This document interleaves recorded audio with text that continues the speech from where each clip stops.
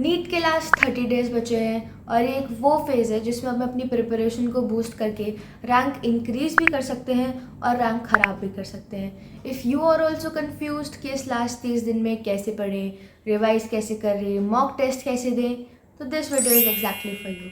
Hi everyone, I am Vedika Nathani, a first year MBBS student, और इस phase से मैं भी गुजर चुकी हूँ। But let me tell you, smart revision और मॉक टेस्ट का करेक्ट एनालिसिस करके हम अपनी रैंक भी इंक्रीज कर सकते हैं और मार्क्स भी इंक्रीज कर सकते हैं। तो without any further ado, let's get started. First rule is don't panic and don't open new books and resources. Twelfth में जो मेरी सबसे बड़ी गलती थी और जो चीज़ मैंने अपने ड्रॉप ईयर में अवॉइड करी थी, वो थी न्यू बुक्स और रिसोर्सेज को यूज़ करना लास्ट के 1 महीने में।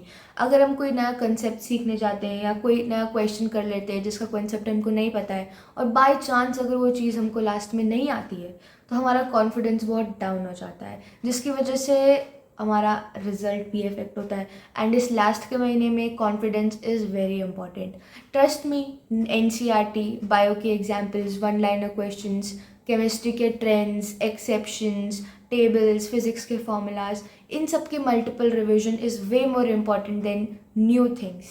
तो लास्ट के 1 महीने में don't panic and don't open new books and resources.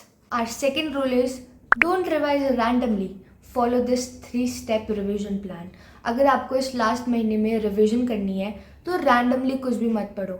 जो मैंने 3 स्टेप रिविजन प्लान फॉलो किया था, जस्ट फॉलो दैट।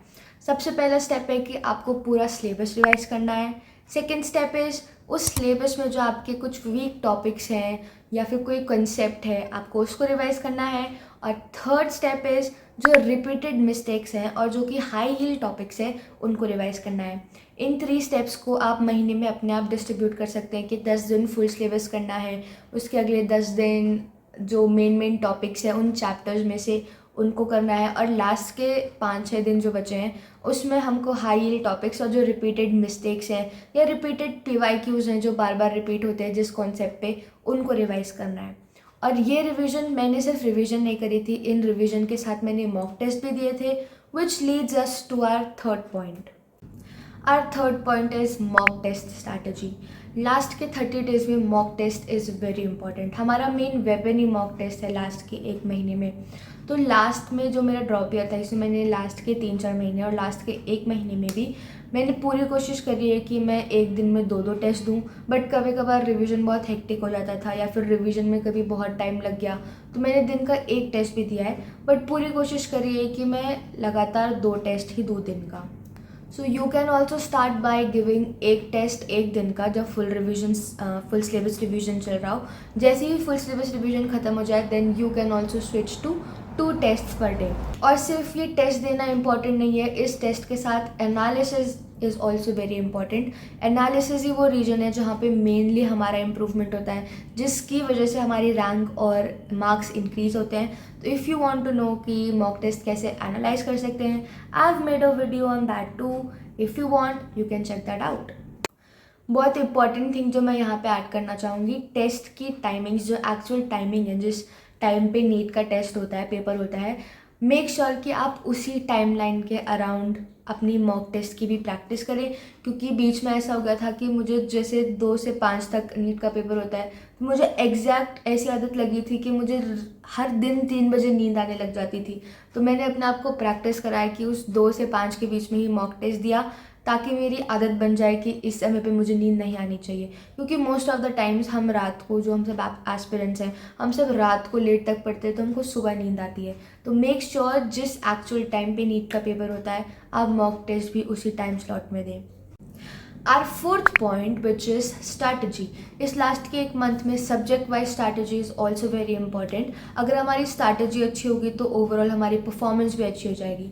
तो जो टिप्स मैंने अपने ड्रॉप ईयर में फॉलो करे थे वो थे कि बायोलॉजी में जो डायग्राम्स हैं, टेबल्स हैं, एग्जाम्पल्स हो गए इंपॉर्टेंट जो 1 लाइनर में डायरेक्ट क्वेश्चन बन के आ सकते हैं, अगर हम उनको रिवाइज नहीं करेंगे तो दैट इज़ आवर फॉल्ट। तो इन सब की मल्टीपल रिविजन, ताकि ये हमारे फिंगर टिप्स पे याद हो जाएँ।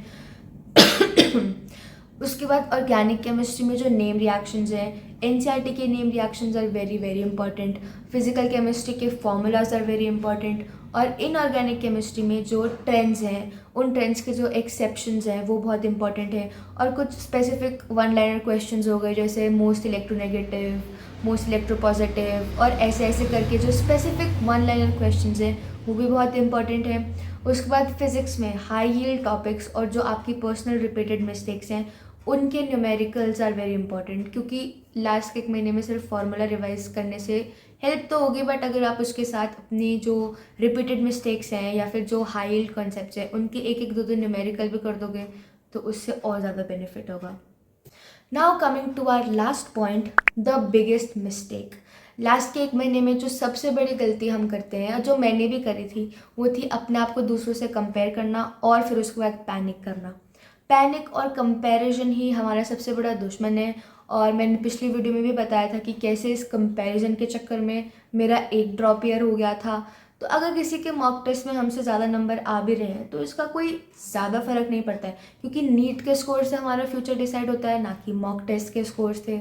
तो मॉक टेस्ट के स्कोर्स पे ज़्यादा ध्यान ना देते हुए जस्ट मेक श्योर कि आप उन मॉक टेस्ट में जो गलतियाँ हुई हैं उनको एनालाइज करें। One more point is that is fix your sleep cycle. Last में हमको पहले से आदत होती है कि हम रात भर पढ़ते हैं और सुबह सो जाते हैं, तो लास्ट में वो हमको पेपर के समय भी नींद आती है। तो इसलिए लास्ट में make sure to fix your sleep cycle. Remember, NEET के लास्ट 30 डेज़ में कोई मिराकल नहीं होगा। जो आपने स्मार्ट वर्क और हार्ड वर्क पूरे साल किया है बस उसी का रिजल्ट आएगा। Just keep working hard. इस लास्ट के 1 महीने में बस 1 महीना बचा है और ट्रस्ट मी, आप भी इस साल वाइट कोट पहनोगे और that feeling is just worth it. If you like this video please share it with another NEET aspirant जिसको ये सुनने की ज़रूरत है as soon as possible. If you like the video, please consider liking the video and subscribing the channel. Thank you for watching. That was it for this video. Okay, bye.